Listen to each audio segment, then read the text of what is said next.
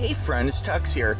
I wanted to make some Pokemon tips and tricks for New York City. We went last year and it was a lot of fun, but I want to throw these out there. Okay, first off, if you're taking Randall's Island from the bottom, you're going over a bridge, okay? This is a long walk, guys. It really is. And if you're kind of afraid of heights or whatever, keep in mind you're walking over traffic, you're walking over water, you're walking over an exposed bridge. It might be a longer walk than you really want to do, and it may just not be a great situation if you're afraid of heights or whatever.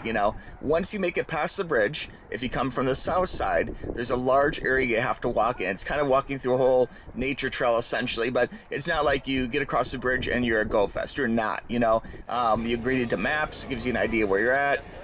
We were starting at the bottom of the island for our particular Pokemon adventure. Big open area, and I think this is part of my problem too, is some of the other GoFests were a lot more smaller, so it felt fuller and more of an event. This area is so large that you can see here there's a lot of open area, so it really feels a little quiet, but the place really was packed. There was tons of Pokemon Go players, but it was just such a big area. This is the line for the merch I'm going to come back to in just a moment, but basically, you have your little tents like usual. You see the yellow one, you see the red one, we got a blue one hiding over here somewhere, but they're so spread out that it's just a big open area, and it really felt a little underwhelming because of the size. Now the events themselves, you can see, are very beautiful. There's a little fairy tree stump or whatever, and of course lots of players, poison swamp. They have the usual little areas, but they really are spread out, and because of the way Randall Island is set up, that it's a really long walk between the top and the bottom, and you only have a couple hours, so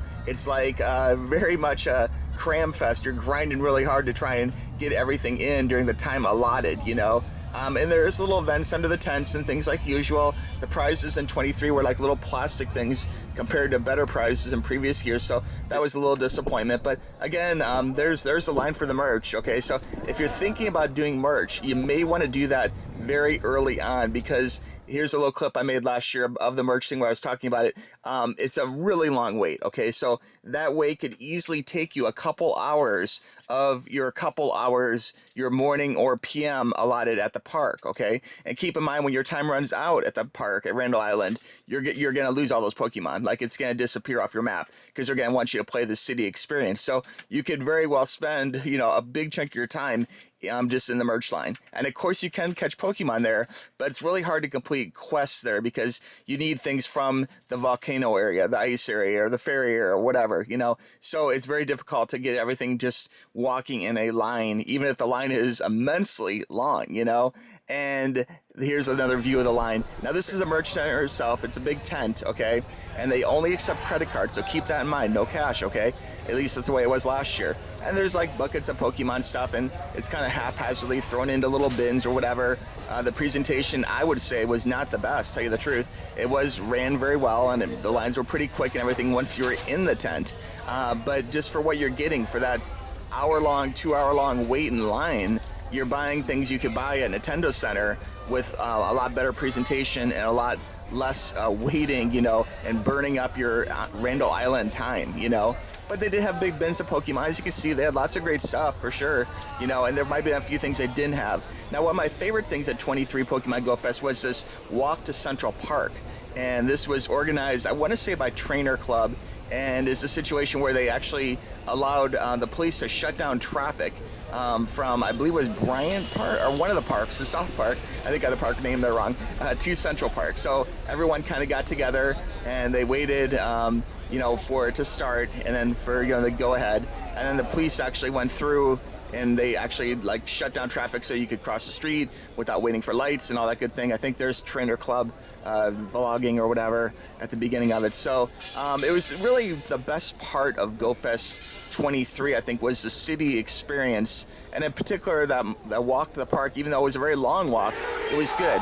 The only negative I would say about the walk to the park was the fact that the group was so large that there was times where it seemed like you're going to do raids along the way, and then you'd fall back a little bit. And by the time we got to the park, it kind of felt underwhelming because we got to Central Park, and there were still people walking in behind us and in front of us, but it seemed like the group was so spread out and so long that it really didn't feel like, yay, we made it. We made the end of the park. We made it to the park.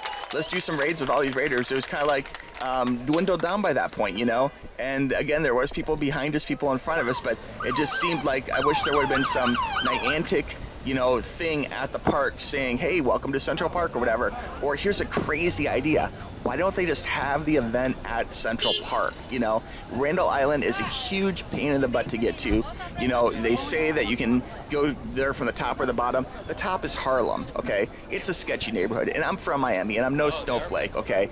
But honestly, Harlem, let's get off the subway, stand in Harlem for a bus to go to Randall Island, or let's walk through Harlem and go to Randall Island. It's not the best neighborhood, okay? And again, from Miami, to Florida most of my life, big cities, but it's not the best area, okay? So walking around with, a cell phone or two exposed or whatever is kind of asking for trouble. So you may want to do Pokemon Go Plus. I've heard Miss Mimes mention this, Pokemon Go Plus in your pocket. That's a really good tip from her, and a good channel too I'd recommend checking out. But it's the type of thing where exposing your phone might just be asking for someone to grab your phone, It might just. Now, I do recommend staying around other like-minded individuals. If you're with Pokemon people, there's a better chance you're going to be safe.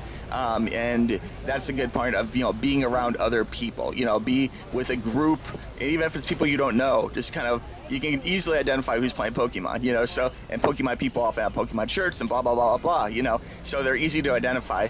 These little horse-drawn carriages was another thing you could do in Central Park, and they move slow enough that you could actually catch Pokemon. Now, I will mention the smell of horse manure was really strong in this area, so if you have allergic problems or something, that may be something you want to keep in mind, okay? The actual walking around the city, going back to the city here, was a lot of fun. In fact, I love New York City when it comes to playing Pokemon and just visiting. There's so many shops to check out, things to do. It's a lot of fun, okay? But, again, I wish they would actually have the GoFest event in Central Park. Niantic, are you hearing me?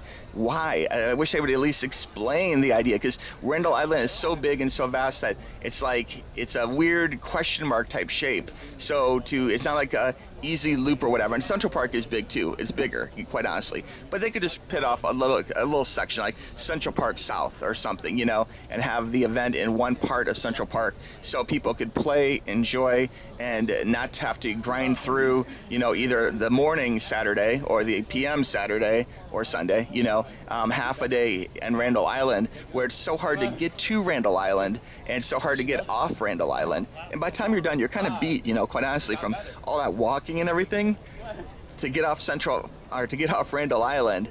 It can be tough, But in New York, at least when you're walking around in New York City, there's other tourists walking around, there's people walking around. It's not like having to walk through Harlem to get to Randall Island, okay? And nothing against Harlem again, but I'm just saying, just be careful, be aware of your surroundings. This guy wearing the headphones, looking down his phone there on the left-hand side may not be the best thing as you're playing Pokemon if you're not with a big group, okay? And again, this walk to Central Park was a lot of fun, And in Central Park, there's food vendors. Here's the park it started at again. There's lots of people here playing as well. And, there's even chairs to sit down at and stuff. Now, Nintendo New York City is the thing you need to go to. And this is where you probably should buy your merch, okay? Quite frankly, it's a beautiful store, lots of great Nintendo stuff. It's where you want to be, okay? I want to thank you guys for watching this video. I really appreciate it. I'm glad you watched this raw footage. As you can see, I'm throwing the camera around. I hope you guys have a great GoFest. And if you have any question about Pokemon GoFest, let me know. And I'll make a new video coming up with some other things maybe down the road. Anyway, thanks for watching, and we'll see you at Pokemon GoFest 2024.